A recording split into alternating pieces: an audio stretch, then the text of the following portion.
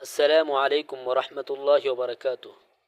محترم سامعین، جیسا کہ آپ حضرات اسکرین پر دیکھ رہے ہو، آج سے ہم نے شروع کیا ہے لیسن نمبر 1، اور وہ جو ہے الفواکہ والثمار کے متعلق ہے، یعنی الفواکہ اور ثمار۔ تو یہاں پہ عربی، انگلش، اردو، ترکی اور یہ چینی زبان جو ہے، اور پشتو، تقریباً کتنی لغت ہے؟ 6 لغات ہے۔ 6 لغات ہم آپ کو سکھائیں گے۔ سب سے پہلے ہم آتے ہیں عربی کی طرف۔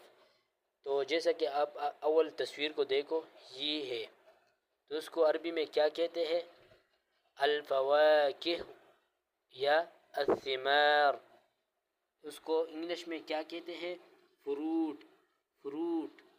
اور اردو میں کیا کہتے ہیں؟ پل۔ اور یہ 2 اور 3 اور لغات ہیں۔ پشتو میں کہتے ہیں میوہ۔ آگے آ جاؤ، سیب کو کیا کہتے ہیں؟ یہ ہمارے ساتھ سیب ہے، تو اس کو عربی میں کہتے ہیں تفاح، انگلش میں کہتے ہیں ایپل، اردو میں کہتے ہیں سیب، پشتو میں کہتے ہیں مانا۔ یہ دوسری چیز ہمارے ساتھ ہے، یہ تصویر ہے انار کی، تو اس کو عربی میں کہتے ہیں رمان، انگلش میں کہتے ہیں پوموگرینیٹ، اردو میں کہتے ہیں انار، پشتو میں بھی انار کہتے ہیں، اور ترکی میں نار اس کو کہتے ہیں۔